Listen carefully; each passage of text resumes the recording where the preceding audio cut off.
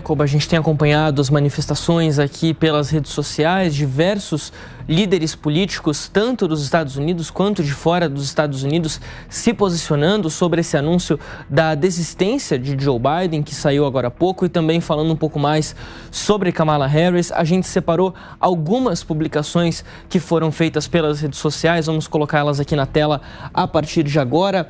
O ex-presidente americano Barack Obama, democrata, claro, afirmou o seguinte em uma publicação pelo Medium, uma rede social, e depois também pelo X: Joe Biden tem sido um dos mais impactantes presidentes da história dos Estados Unidos, além de um querido amigo e parceiro. Hoje nós somos lembrados mais uma vez que ele é um patriota do mais alto nível. Nessa carta divulgada por Barack Obama, ele fala sobre os feitos de Joe Biden nos seus 3 anos e meio até agora, ao longo da presidência à frente da Casa Branca, e diz também o seguinte: ele não dá o apoio formal a Kamala Harris.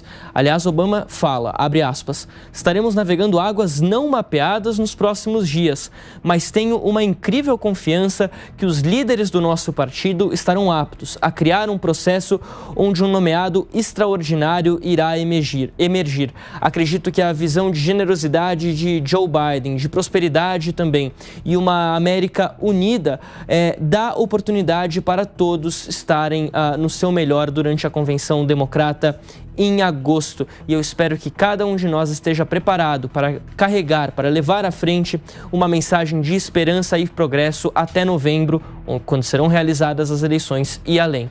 Outras publicações que a gente tem aqui destacadas também vamos trazer neste momento. Novamente, a mensagem divulgada em conjunto pelo ex-presidente Bill Clinton e a ex-secretária de Estado Hillary Clinton, novamente destacando aqui que o presidente Joe Biden capitaneou uma extraordinária carreira de serviços com a presidência, que tirou os Estados Unidos de uma pandemia sem precedentes, criando milhões de empregos, reconstruindo uma economia bastante abalada, fortalecendo a democracia e restaurando a posição dos Estados Unidos no mundo.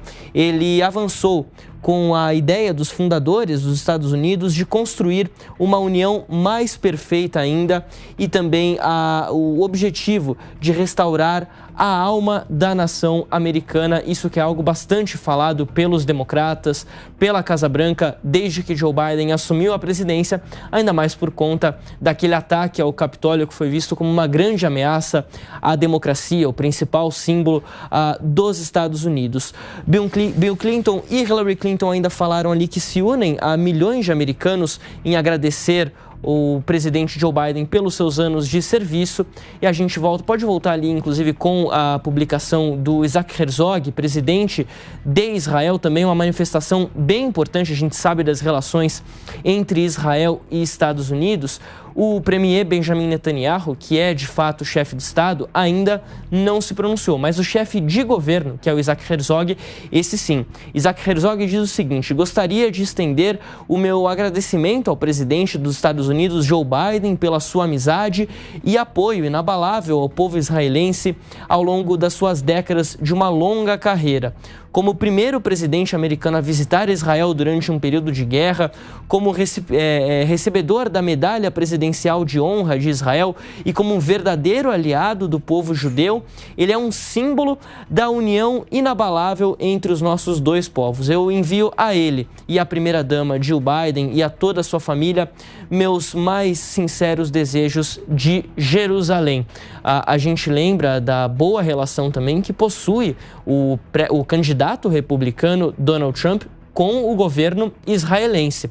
Donald Trump foi durante o seu mandato que ele transferiu a embaixada americana de Tel Aviv para Jerusalém. Esse que é um movimento, olhando do ponto de vista diplomático, considerado bastante arriscado, bastante polêmico, melhor dizendo, já que há uma grande discussão histórica na ONU, internacionalmente, envolvendo a capital de Israel. Os israelenses consideram Jerusalém a sua capital. Porém, como não há uma definição ainda oficial envolvendo o que é território israelense e o que é território palestino, e a autoridade palestina também reivindicando Jerusalém como sua capital, a enorme maioria dos países ao redor do mundo tem Tel Aviv como capital oficial de Israel e, consequentemente, mantém as suas embaixadas em Tel Aviv. É o caso, por exemplo, do Brasil, é o caso da Argentina, do Canadá, de todos os países da União Europeia. Praticamente todos os países ao redor do mundo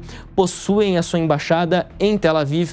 Donald Trump rompeu com essa tradição e levou a embaixada americana de Tel Aviv para Jerusalém. Ganhou grande apoio de parte do povo israelense por conta disso, mas ainda gera uma grande discussão. Vamos seguir o nosso giro aqui de manifestações internacionais, agora com o presidente da Polônia, Donald Tusk, dizendo o seguinte: caro presidente Joe Biden, você tomou várias decisões difíceis sobre as quais a Polônia é grata. E a América, os Estados Unidos e a Polônia são mais seguros e as democracias são mais fortes por conta destas decisões. Eu sei que você foi tomado pelas mesmas motivações quando anunciou a sua decisão final, provavelmente a decisão mais difícil da sua vida de não concorrer, então, à reeleição, é o que diz o presidente da Polônia, Donald Tusk. Polônia também que tem uma aliança muito forte com os Estados Unidos por conta principalmente da parceria envolvendo a OTAN. A Polônia é um dos países membros da OTAN, um dos 32 países membros da OTAN, e se tornou um dos principais países nessa discussão que envolve a guerra na Ucrânia contra a Rússia, já que Polônia e Ucrânia são países fronteiriços e a Ucrânia recebeu milhares, quiçá milhões de ucranianos que fugiram da guerra desde 2022. Sempre que algum líder estrangeiro vai até a Ucrânia, ele precisa necessariamente nesse momento passar pela Polônia, já que o espaço aéreo ucraniano está fechado para voos comerciais, principalmente voos que levem autoridades do mais alto nível, como é o caso de Joe Biden. Portanto, nos últimos anos, sempre que Biden, Antony Blinken, que é o secretário de Estado dos Estados Unidos, que seria o equivalente aqui ao nosso ministro das Relações Exteriores, sempre que um deles quer se dirigir à Ucrânia, eles necessariamente pousam na Polônia, costumam ter conversas com as lideranças locais e de lá costumam ir de trem até a Ucrânia, principalmente até Kiev, a capital da Ucrânia.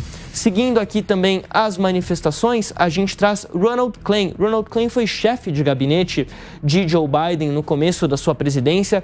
Ele fala o seguinte: agora que os doadores conseguiram acabar com a única candidatura que já venceu Donald Trump, é hora de acabarmos com a fantasia política, os jogos políticos de fantasia e nos unir em torno da única veterana em uma campanha nacional, a nossa cara e destacada vice-presidente Kamala Harris. Vamos vencer em novembro. Ronald Klain toca em um ponto aqui, Kobayashi, amigos, que é bastante interessante a gente destacar. Desde que Donald Trump se tornou o grande nome do Partido Republicano, e isso a gente fala aqui desde 2016, quando ele concorre à presidência pela primeira vez, foram disputadas 4 eleições nos Estados Unidos. A eleição presidencial em 2016, que Donald Trump, claro, ganhou, e aí as eleições legislativas em 2018, a eleição presidencial em 2020, que Joe Biden vence contra Donald Trump, e as eleições legislativas em 2020. A visão dos analistas é que Donald Trump tem um aproveitamento de apenas 25%, porque ele venceu em 2016, mas os republicanos não conseguiram avançar sua maioria no Congresso americano em 2018, perderam a corrida à Casa Branca em 2020 e também em 2022 tiveram um revés no campo legislativo. Então, sob o comando de Joe Biden, há uma certa vantagem contra Donald Trump no que diz respeito à história eleitoral, os embates eleitorais, desde que Donald Trump tomou as rédeas do Partido Republicano. Ele vence as eleições de 2016, mas os republicanos não têm muito sucesso, ou pelo menos não têm o sucesso esperado nas outras disputas em 2018, 2020 e 2022. Agora veremos em 2024, é claro. Seguindo em frente aqui as manifestações, Bernie Sanders, senador americano, foi pré-candidato em 2016, perdeu para Hillary Clinton, e pré-candidato em 2020, perdeu para Joe Biden, também se pronunciou, disse que Biden serviu o país com honra e dignidade, como o primeiro presidente a segurar piquetes ao lado de trabalhadores em greve. Ele tem sido o presidente mais pró-classe trabalhadora na história moderna americana. Obrigado, presidente, por tudo que você fez. Bernie Sanders, então, que não fala o nome de Kamala Harris, pelo menos neste primeiro momento, mas deve ter aí alguma manifestação em breve. Ele que é visto como a ala mais radical da esquerda dentro do Partido Democrata. A gente tem também uma manifestação da Elizabeth Warren. Warren, ela foi pré-candidata em 2020, também derrotada por Biden e ficou até mesmo atrás de Bernie Sanders na corrida eleitoral, mas sempre foi ali uma grande apoiadora de Biden desde que ele assumiu a presidência, vista como uma democrata clássica, como a gente conhece. Ela fala que a presidência de Joe Biden tem sido transformacional, que ele conseguiu muito nos últimos 4 anos. Fala aqui da questão dos empregos, disse que Biden se posicionou contra as grandes corporações e construiu uma economia que funciona para todos os americanos. Ele merece crédito total por ter vencido Donald Trump em 2020 e a sua decisão, nem um pouco egoísta hoje, nos dá a melhor chance de vencer Donald Trump novamente em 2024. Essas palavras de Elizabeth Warren, que termina ali falando que apoia a candidatura de Kamala Harris para a presidência, diz que ela é uma lutadora já comprovada, que tem sido uma líder nacional, ajudando também a proteger direitos como o caso do aborto, algo que a gente lembra que gerou muita repercussão nos Estados Unidos quando a Suprema Corte reverteu aquele caso chamado de Roe v. Wade, ou seja, o direito do aborto, a decisão de cada um dos estados da federação lá nos Estados Unidos. Ela diz também que Kamala Harris, como uma ex-procuradora de justiça, pode ir à frente nos casos permitindo Donald Trump de recuperar a Casa Branca. Ela fala, ainda concluindo aqui, Kobayashi, que existem muitas pessoas talentosas dentro do Partido Republicano, do Partido Democrata, perdão, mas que a vice-presidente Kamala Harris é a pessoa escolhida pelos eleitores para suceder Joe Biden. Se necessário, ela pode unir o partido, enfrentar Donald Trump e vencer em novembro. Sobre esse ponto aqui que trouxe Elizabeth Warren, é interessante a gente destacar o seguinte: 2 pontos. Primeiro, a campanha de Donald Trump. Os membros da campanha de Donald Trump e o próprio presidente, ex-presidente, agora candidato pelo Partido Republicano, acreditam que Kamala Harris é uma candidata mais fácil de ser batida do que Joe Biden. Eles atrelam essa ideia aos resultados de Joe Biden e acreditam que eles podem juntar a figura de Kamala Harris aos resultados do governo de Joe Biden, principalmente no que diz respeito à imigração e inflação, 2 pontos que tocam bastante no eleitorado americano. Também acreditam que podem colar nela uma imagem de ser uma pessoa mais de esquerda. Joe Biden é do Partido Democrata, mas ele é visto como uma figura bem centrista.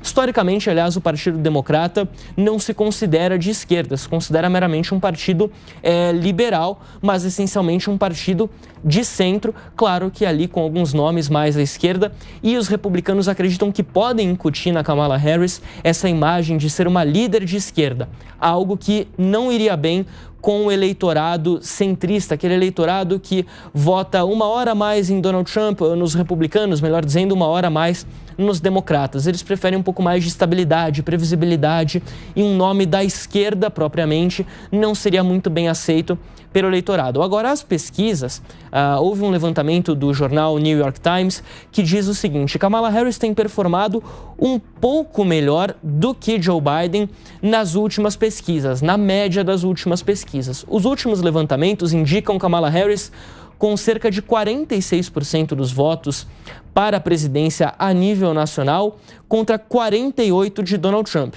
No cenário da disputa entre Donald Trump e Joe Biden, a distância é 1 ponto percentual maior. Donald Trump aparece com 47% das intenções de voto a nível nacional, enquanto Joe Biden aparece com 44%. É interessante também a gente destacar, claro, porque essa é uma pesquisa que leva o cenário nacional. Mas nos Estados Unidos, como a gente bem sabe, as eleições não são decididas assim. Não é o candidato mais votado que necessariamente vence a disputa. É pelo colégio eleitoral. E aqui, em um estado específico, na Pensilvânia, onde aconteceu o atentado na semana passada, Kamala Harris aparece apenas 1 ponto percentual atrás de Donald Trump. A Pensilvânia, um swing state, um estado que muda ali de partido a cada eleição. Kamala Harris pode se aproximar de Trump e poderia potencialmente vencer nesse estado, que deve ser crucial para essas eleições, Kobayashi. Muito bem, muitas informações aqui com o nosso querido Fabrício Naires, repercussões mundo afora, repercussões importantes de ex-presidentes americanos e naturalmente democratas, Barack Obama, Bill Clinton, da própria Hillary Clinton também, que não foi presidente, mas foi uma presidenciável.